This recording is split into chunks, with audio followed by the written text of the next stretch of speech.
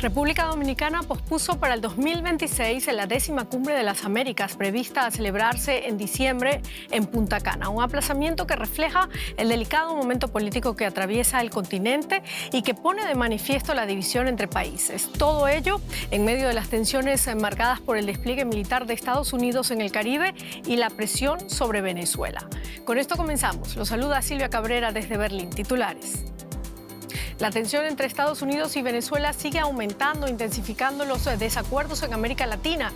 El presidente brasileño Luis Ignacio Lula da Silva rechaza una posible incursión terrestre estadounidense en Venezuela y reitera su disposición a mediar entre ambos países.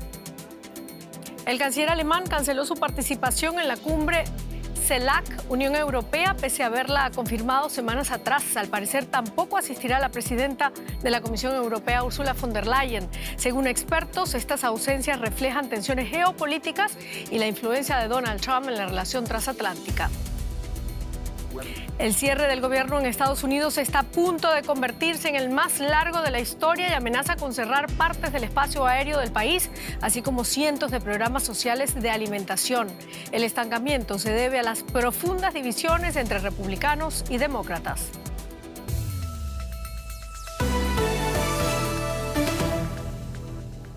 Bienvenidos. La tensión entre Venezuela y Estados Unidos sigue en aumento, especialmente tras la operación militar más grande de Washington en el Mar Caribe desde 1994, impulsada por el gobierno de Donald Trump con el argumento de combatir el narcotráfico. El secretario de Estado de Estados Unidos, Marco Rubio, informará el miércoles al Congreso a puertas cerradas sobre el operativo.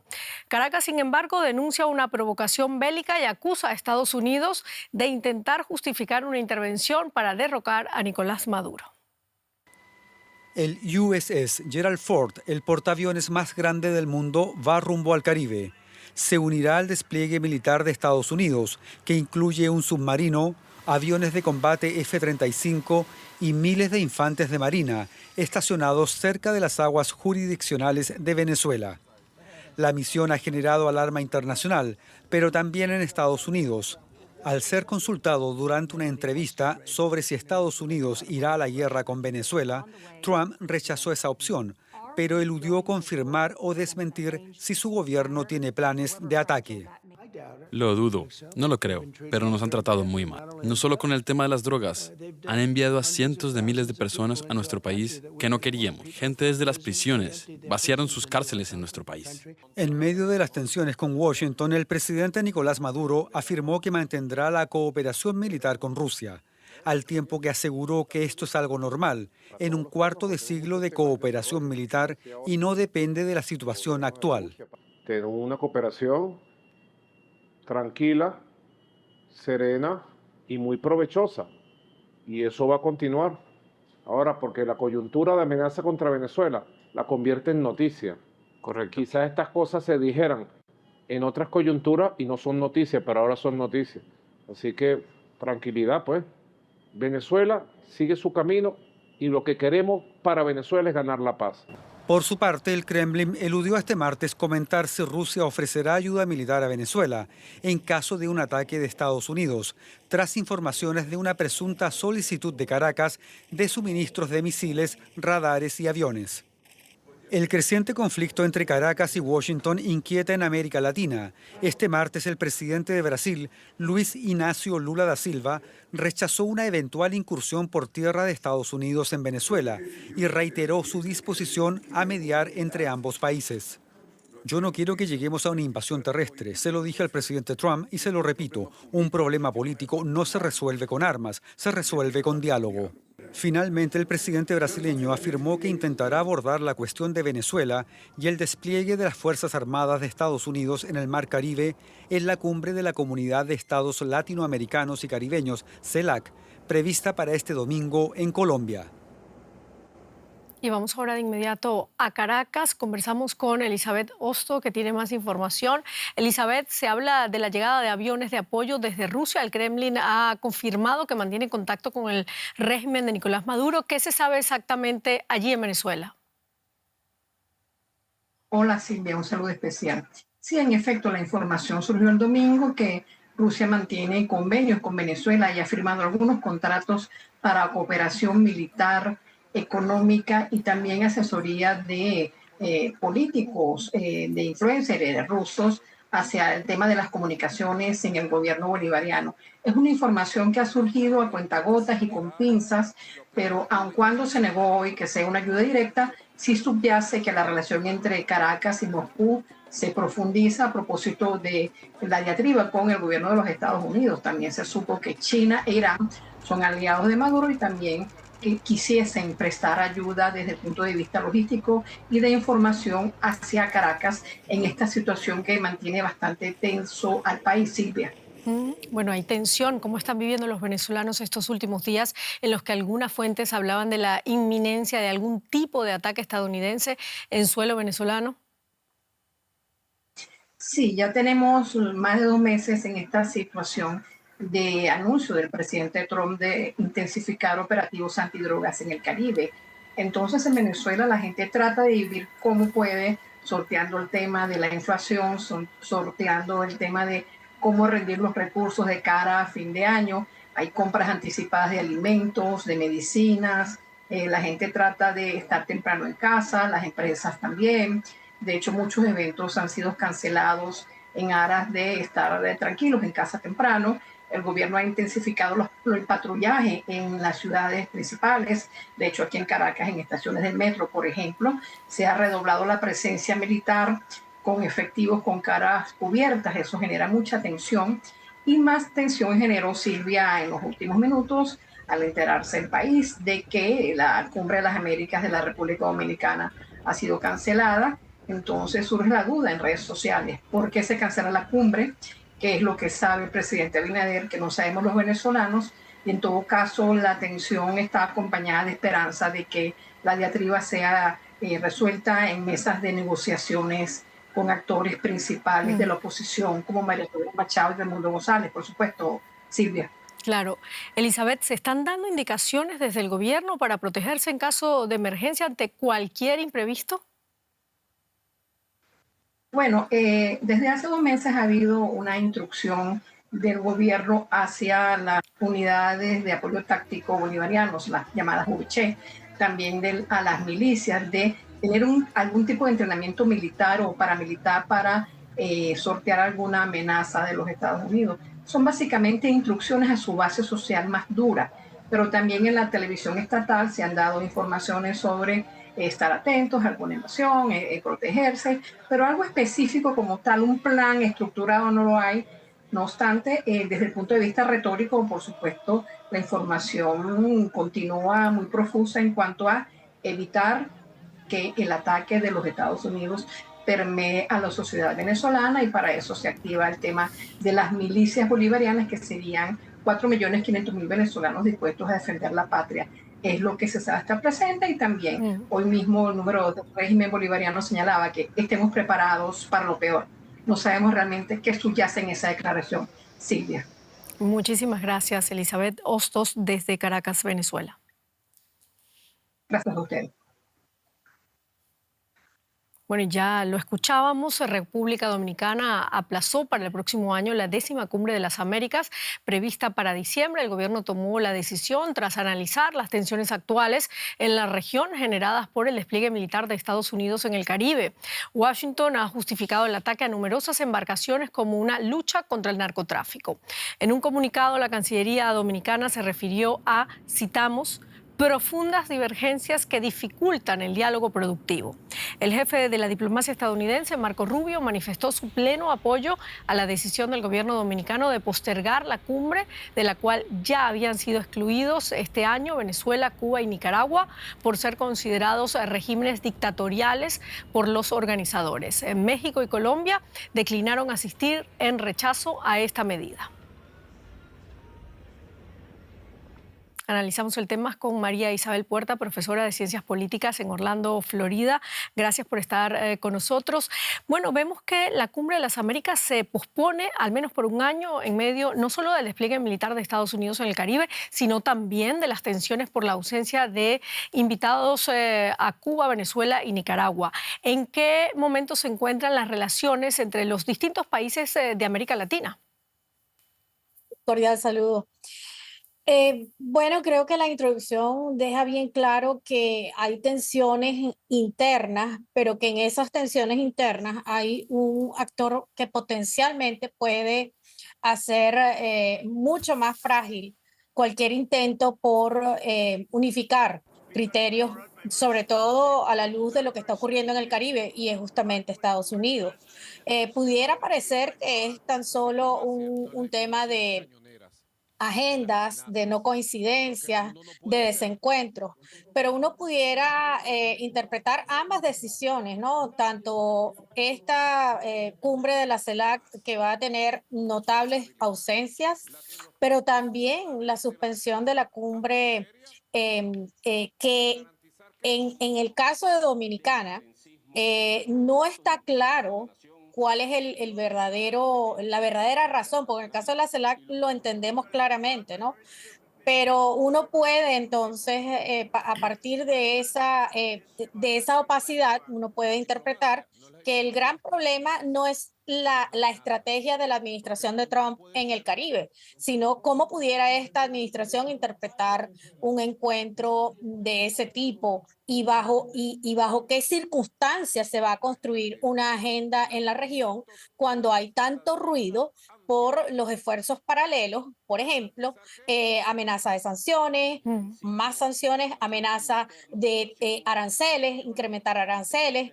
Por eso es que estamos viviendo, en el caso del hemisferio, estamos viviendo momentos críticos porque no tenemos claridad, la incertidumbre es lo que prevalece y así es muy difícil hablar de una agenda política Claro. regional. ¿Qué papel entonces está jugando ahora mismo Estados Unidos en estas tensiones regionales y por qué le interesa tanto? Bueno, esta administración ha dicho que el régimen político de Maduro, al igual que el de Cuba y los de Cuba y Nicaragua, son una amenaza, pero no solamente por el tema de las drogas, que es lo que el presidente está argumentando en esta oportunidad, sino más allá de lo que ellos hacen para permanecer en el poder, como en el caso de Venezuela, es la amenaza que se cierne en nuestra región por gobiernos autoritarios, aunque parezca una Mm. contradicción en este momento, ese es el argumento fundamental. Sin embargo, sabemos que esto no es suficiente, no estamos viendo que esto se esté verdaderamente definiendo como una agenda política, Señora y Puerta, eso es lo preocupante. disculpe que la interrumpa. Entonces, ¿ve la Casa Blanca ahora mismo en Venezuela, además de la cuestión del narcotráfico, un elemento desestabilizador que puede acabar generando también en Estados Unidos más problemas, como por ejemplo el migratorio? Sí, yo creo que esa ha sido una de las motivaciones que ha tenido esta administración. Más allá del tema de la democracia en Venezuela, que por cierto, el mismo Departamento de Estado y esta administración, antes de ganar la elección del presidente Trump, dijeron claramente que no estaban interesados en proponer, en promover cambios de régimen en ninguna parte. Así que si tomamos eso como un hecho, entonces yo lo asocio mucho más al tema migratorio que a la restauración de la democracia en Venezuela. Muchísimas gracias, Marisabel Puerta, profesora de Ciencias Políticas de Orlando, Florida. A ustedes, muchas gracias. Y la comisaria europea Hadia Labib expresó su confianza en que la cumbre entre la Unión Europea y la CELAC promueva un diálogo constructivo y una desescalada de las tensiones entre Venezuela y Estados Unidos por el narcotráfico. Sin embargo, el encuentro pende de un hilo, ya que algunos destacados líderes europeos, entre ellos el canciller alemán Friedrich Merz, el presidente francés Emmanuel Macron y posiblemente la presidenta de la Comisión Europea Ursula von der Leyen, no asistirán. Según publica la agencia de noticias Bloomberg, los representantes del bloque comunitario han declinado participar, en parte por temor a provocar el enfado de Donald Trump. El estadounidense ha dejado claro que no ve con buenos ojos al gobierno de Petro ni a una CELAC creada como una OEA sin Estados Unidos. Todo ello en el contexto de las actuales tensiones entre Washington y países como Colombia y Venezuela por la creciente presencia militar estadounidense en la región. En el caso de Friedrich Merz, su ausencia ha causado malestar en el gobierno colombiano, anfitrión de la cumbre, según publican medios alemanes, especialmente por el hecho de que Merz ya había confirmado su asistencia. El canciller sí que viajará previamente a Brasil, donde participará en una conferencia climática de Naciones Unidas, desde donde regresará directamente a Berlín. La Cancillería justificó la ausencia de Merz por la escasa participación de otros jefes de Estado y de gobierno europeos. Vamos ahora directamente a la economía, a hablar de Estados Unidos. Paco Furioso. Así es, con un nefasto récord que está a punto de cumplirse ahí, Silvia. El shutdown en Estados Unidos cumple 35 días, igualando lo ocurrido durante el primer mandato del presidente Donald Trump y sin que se vislumbren verdaderas señales de compromiso político. El estancamiento se debe a las profundas divisiones entre republicanos y demócratas en temas clave como el gasto en asistencia social relacionada con la salud. El golpe económico más reciente lo recibieron ciertos programas de alimentación que quedaron desfinanciados desde el pasado sábado, 1 de noviembre. En especial el programa de asistencia nutricional suplementaria SNAP, por sus siglas en inglés, el más grande de su tipo en el país. Y el viernes pasado, 2 jueces obligaron a la Casa Blanca a pagar estas ayudas de alimentos. Ana Nieto, ¿están llegando esos pagos? De momento no, los pagos que llegan a 1 de cada 8 estadounidenses van a abonarse, pero parcialmente. No el monto total de la ayuda, que normalmente llega a 42 millones de personas, según ya ha avisado la portavoz de la Casa Blanca, Caroline Leavitt. Las palabras de Leavitt llegaron horas después de que un post de Trump en medios sociales asegurara que no se liberarían fondos hasta que no se acabara con el cierre. Leavitt dijo que Trump se estaba refiriendo a fondos futuros, pero también ha avisado que los pagos van a tardar en llegar a sus recipientes. Y no es lo único que está en el limbo. La Administración está dando a entender que los trabajadores que no estén en activo, no por decisión propia, sino forzados por el cierre del gobierno, es posible que no cobren después de que haya una apertura, algo que está prohibido por ley. Y mientras sigue el cierre, también hay problemas en la compraventa de viviendas, porque hay hipotecas que necesitan seguros para inundaciones, que solamente da el Estado, o tienen la garantía o el apoyo del Departamento de Agricultura o el Departamento de Vivienda. Y mientras que no haya funcionarios allí, no se firman los contratos. Ana, otro aspecto que preocupa es el impacto en la aviación. Hoy el secretario de Transportes ha confirmado que podrían haber cierres de espacio aéreo. ¿Faltan controladores aéreos? Sí, controladores aéreos y personal de seguridad. La TSA están trabajando sin cobrar. Falta personal en los turnos, las filas que se ven en los aeropuertos para pasar los controles de seguridad son épicas y los retrasos son continuos en muchos aeropuertos. Y sí es cierto, el secretario de Transportes ha anticipado que la semana que viene va a ser necesario cerrar parte del espacio aéreo si el cierre no acaba, y eso significa que habrá un caos masivo, no solo por los retrasos, sino también por las cancelaciones. Es algo que tiene en guardia al sector del turismo y las asociaciones de viajes, que están avisando del desastre que esto supone, más en estas fechas. El día 27 de este mes es Acción de Gracias. El año pasado volaron 20 millones de personas en estas fechas y ahora mismo podría haber pérdidas de unos 4.000 millones de dólares si no se soluciona el cierre del gobierno. Incluso si se soluciona, habrá problemas, porque según la Asociación de Viajes, más del 60% de las personas que podrían viajar están replanteándoselo. Gracias, Ana, desde Nueva York. Gracias.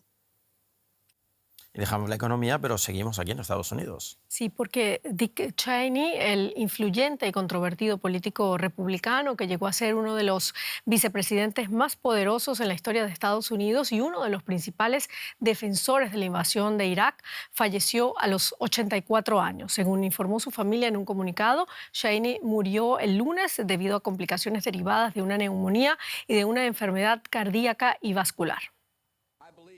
Creo que están viendo al próximo vicepresidente de los Estados Unidos.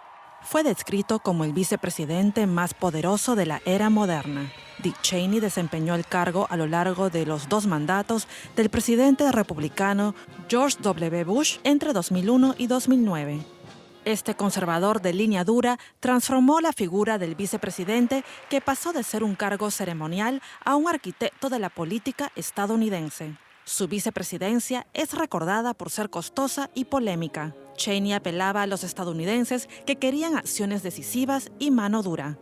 Un acontecimiento en particular determinó su visión del mundo y sus políticas. El 11 de septiembre de 2001, Cheney se encontraba en la Casa Blanca cuando miembros de Al Qaeda secuestraron y estrellaron 2 aviones contra las Torres Gemelas de Nueva York y uno contra el Pentágono.